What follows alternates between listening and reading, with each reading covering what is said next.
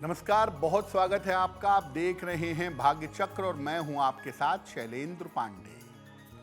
ज्योतिष में 3 ग्रहों का जब समय आता है तो लोग घबरा जाते हैं, परेशान हो जाते हैं। राहु, केतु और शनि, इसमें से किसी की भी दशा आ जाए तो लोग चिंतित हो जाते हैं, परेशान हो जाते हैं।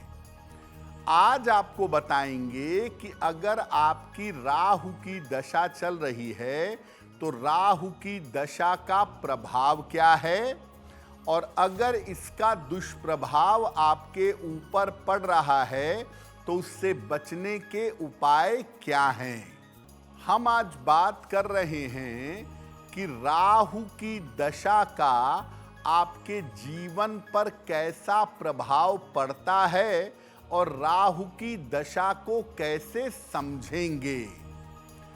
सबसे पहले ये जानते हैं कि एक आदमी के ऊपर, एक व्यक्ति के ऊपर राहु किस तरह प्रभाव डालता है, राहु किस तरह जीवन को प्रभावित करता है। देखिए, राहु की जो गणना है ये सूर्य और चंद्रमा के आधार पर की जाती है। सूर्य का जो पथ है, आभासी पथ, उसको चंद्रमा जहां जहां कट करता है वो राहु और केतु बनते हैं। अगर सूर्य प्राण है तो चंद्रमा मन है और राहु इसी मन का और इसी प्राण का रहस्य है। राहु का सहयोगी केतु मुक्ति और मोक्ष का द्वार खोल सकता है और ये जीवन के तमाम ज्ञात अज्ञात रहस्यों को बता सकता है। इसीलिए राहु को रहस्यमयी ग्रह कहा जाता है। राहु का संबंध होता है जीवन की आकस्मिकताओं से। जो चीजें जीवन में अचानक घटें, अच्छी या बुरी, उसके पीछे राहु होता है। इसीलिए राहु की दशा में ज्यादातर मामलों में आकस्मिक परिणाम मिलने शुरू हो जाते हैं। आपकी कुंडली में राहु की स्थिति को समझ करके अगर उपाय किए जाएं तो राहु की बुरी दशा को शांत किया जा सकता है। पहले आपको ये समझना होगा कि राहु की स्थिति आपकी कुंडली में कैसी है। फिर ये समझना होगा कि वो अपनी दशा में कैसा प्रभाव दे रहा है। जैसा राहु आपको प्रभाव दे रहा होगा उसके हिसाब से आपको उपाय करने होंगे। अगर कुंडली में राहु आपका प्रतिकूल है, अगर कुंडली में राहु आपका निगेटिव है और उसकी दशा चले तो इसका प्रभाव क्या होगा। राहु की दशा अगर अशुभ स्थिति में चले तो भय की और वहम की समस्या हो जाती है। व्यक्ति को साइकोलॉजिकल प्रॉब्लम या वहम करने की, चिंता करने की प्रॉब्लम हो जाती है। जीवन में बिना कारण के उतार चढ़ाव शुरू हो जाता है। आकस्मिक रूप से आर्थिक नुकसान, पैसे रुपए का झटका लगता है, आर्थिक नुकसान जरूर होता है। ऐसी बीमारियां हो जाती हैं कि कारण और निवारण दोनों समझ में नहीं आता। वैवाहिक जीवन में वहम और शक पैदा होता है और अक्सर बिना कारण के वैवाहिक जीवन टूट जाता है। तो कुल मिला के ये समझिए कि अगर राहु कुंडली में अशुभ है तो राहु की दशा में बेवजह का तनाव, बेवजह की चिंताएं बढ़ती हैं। व्यक्ति को काल्पनिक समस्याएं, जिनका कोई अस्तित्व नहीं है, ऐसी समस्याएं परेशान करती हैं। अब ऐसा है कि कुछ कुंडलियों में राहु अच्छा भी हो सकता है, उसकी स्थिति बढ़िया भी हो सकती है। तो अगर राहु आपके लिए अनुकूल है कुंडली में, तो राहु की दशा का प्रभाव क्या होता है? देखिए, अगर राहु आपकी कुंडली में अच्छा है और राहु की दशा चलने लगे, तो आकस्मिक रूप से आपके काम बनने लगेंगे। राजनीति के मामले में और फिल्म आदि क्षेत्रों में बहुत लाभ होगा। और ऐसे लोग जिनका राहु अच्छा हो और राहु की दशा आ जाए, तो आकस्मिक रूप से सफलता की ऊंचाइयों पर, सफलता के शीर्ष पर पहुंच जाते हैं।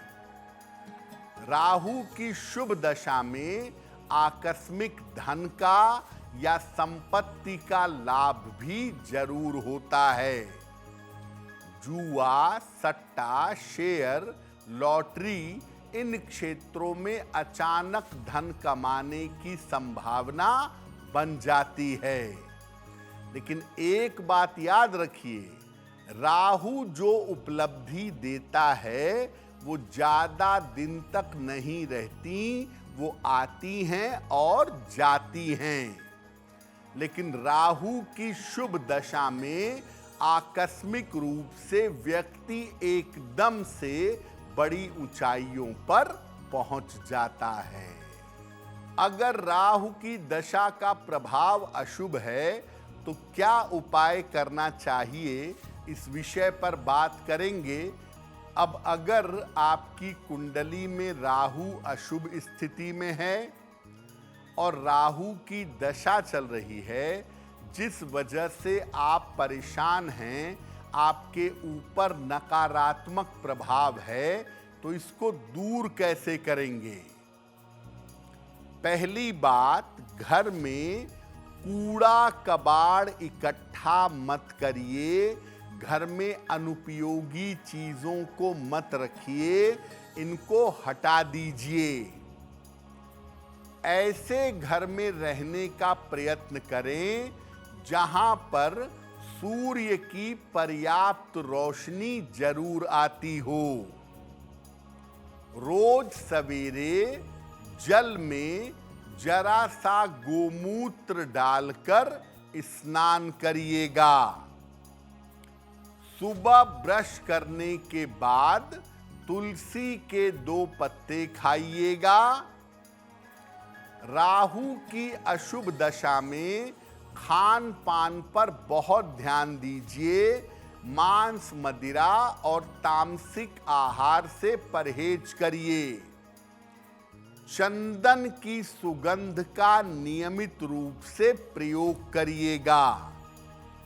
अमावस्या के दिन निर्धनों को दोपहर के समय भोजन कराएं या अनाज का दान करें। राहु का मंत्र है ओम रांग राहवे नमः। ओम रांग राहवे नमः, इस मंत्र का रोज शाम को 108 बार जप करिएगा। अब वक्त हो गया है ऐसा क्यों जानने का। ऐसा क्यों में हम आपके मन से जुड़ी हुई तमाम समस्याओं का समाधान करने का प्रयास करते हैं।